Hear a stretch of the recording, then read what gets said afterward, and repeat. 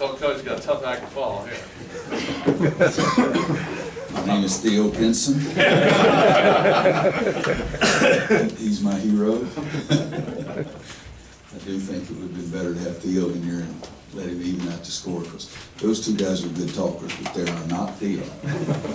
Theo's the only guy I know can take on two guys talking and they never get a word in. All right. Speaking of Theo, Carolina teams have always been regarded as pretty sober, contained. You have Bryce and Theo. How much is that a departure for you, and how much do they affect the personality of the team? Wow. Barry, I've had some weird dudes. Scott Pollard is on the Survivor thing. It's on TV right now. He used to paint his fingernails and his toenails. Proposed to his wife at late night. So I got some guys that are way out there too. But Theo is the most enthusiastic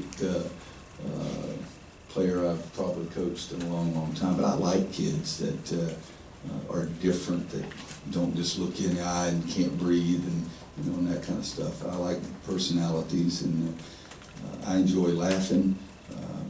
Theo is a guy that makes me laugh. But yet Theo's really a good basketball player, so I love that part of it too. But this team's got some characters on it. Theo and Bryce, those two. But Joel Berry is too. He sort of hides behind everything else, but he's right up there with the lunatics that the rest of them are. But I've had a few. Tyler Hansbrough was called Psycho T for a reason, but nobody ever called him that to his face in the locker room. But all those other guys did. So I've had some guys who've been like that that have been a lot of fun too. Did you know what you were getting in Theo when you recruited him, that he was this level? Theo's recruitment was really weird.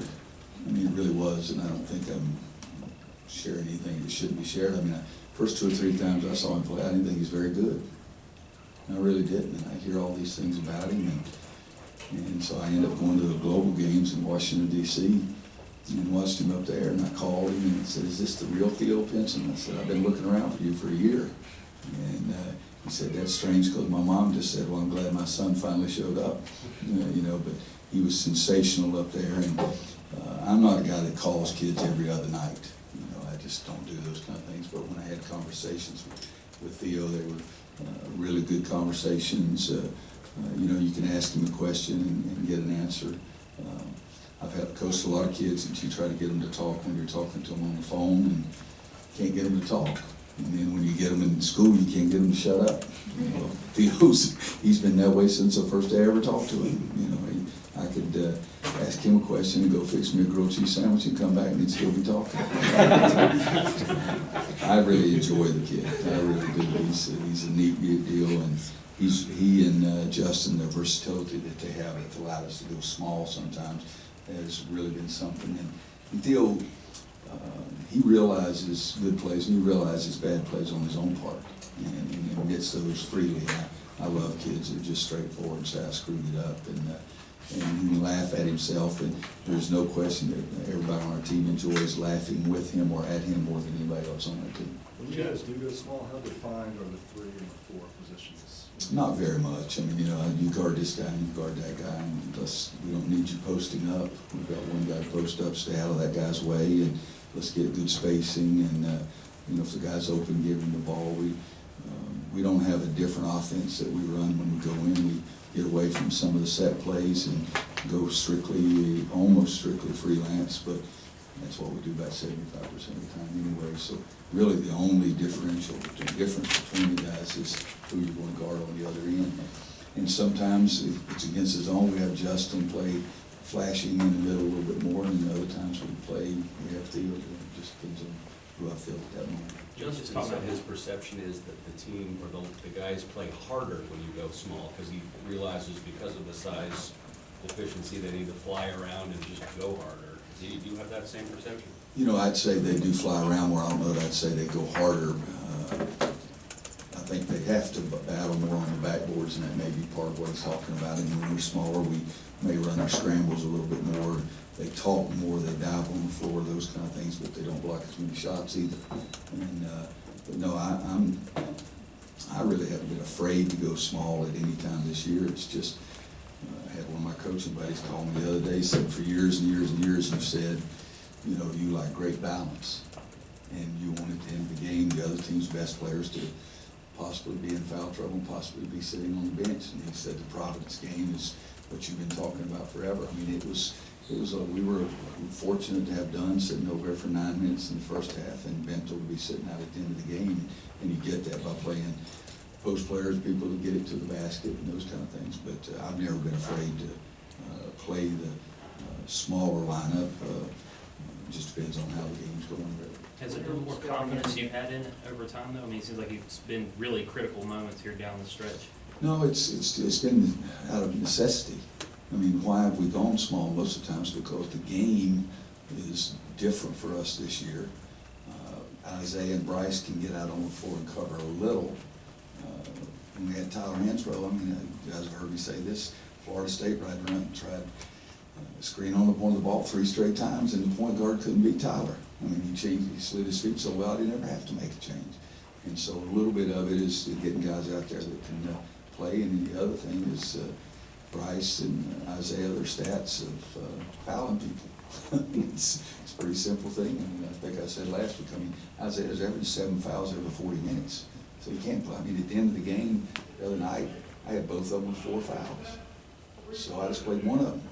You know, and it worked out that we had a lead and I didn't put Bryce back in. But I don't like both those guys getting 4 fouls with 10 minutes to play. So if we can do something going small to help that, that's the second reason.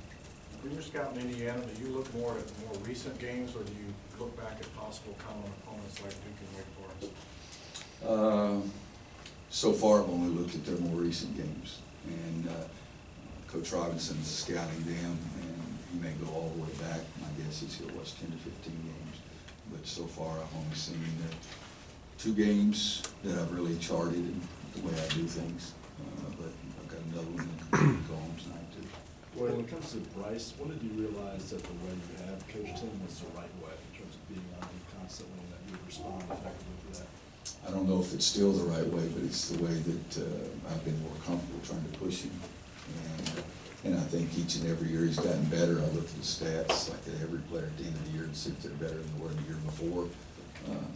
We have more of an understanding now. I mean, at first I think he felt it was more personal, but that didn't last very long. I mean, he's pretty much understood the whole time that I was just trying to make him be the best player that he could be. And I don't know that I would change anything with the way I've coached Bryce, because we have a really unique relationship that I really enjoy. Can you treat everybody like that, though? Oh, no, Certain guys no, wouldn't respond to that, right? No. I mean, you jump on some guys like that and they go in the shell and go in the locker room and lay down and curl up and cry. You know, but I've gotten on some other guys just as much as I have Bryce, but with Bryce it's been a consistent, I want more from him today. And I think Bryce has got to have better basketball even in front of him even more, because I just think that the intensity of his effort was at a low point. And he's really fought that and gotten better and better and better and better. And I mean, you take some of the stats that Steve gives out and you look down there at the numbers the Rascals had this year, it's off the charts. And I still want him to be a better defensive player. I mean, he's first team all defensive team. But guys, he's won the defensive player of the award 1 time in 4 years, so he can be better.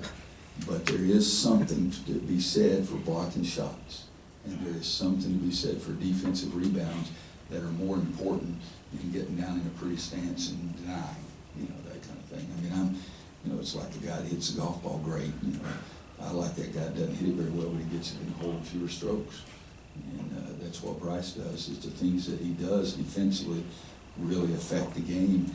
And he's getting better, sliding his feet. The other day I said, look at Bryce, on the tape. And so he's getting better and better at that part. But if I were to coach him another 5 years, my guess is I'd coach him the same exact way. Where is he now in terms of, is he pretty close to what you envisioned for him, or is he still a ways away, or if you could measure it that way? I don't think you can measure. I just want to be the best they can be, and Bryce is not the best that he can be, because he still has some things that he can do even better.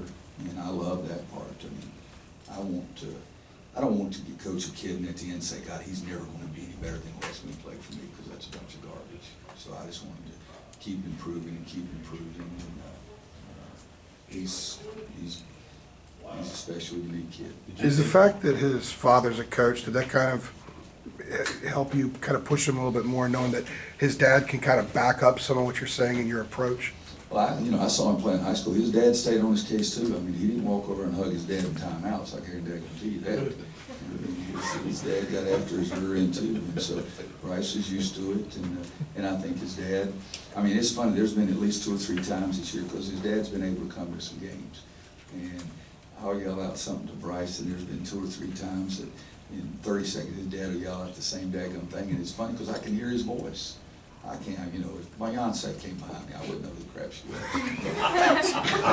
I tried to figure it out pretty daggone quickly. Hey, Roy, That will be tweeted out in about 3 seconds.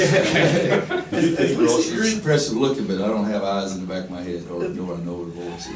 As loosey-goosey as this group is, what is it about them that seems like once they get out of the court, especially here in the second half of the season, they've got this sense of purpose that it's all business.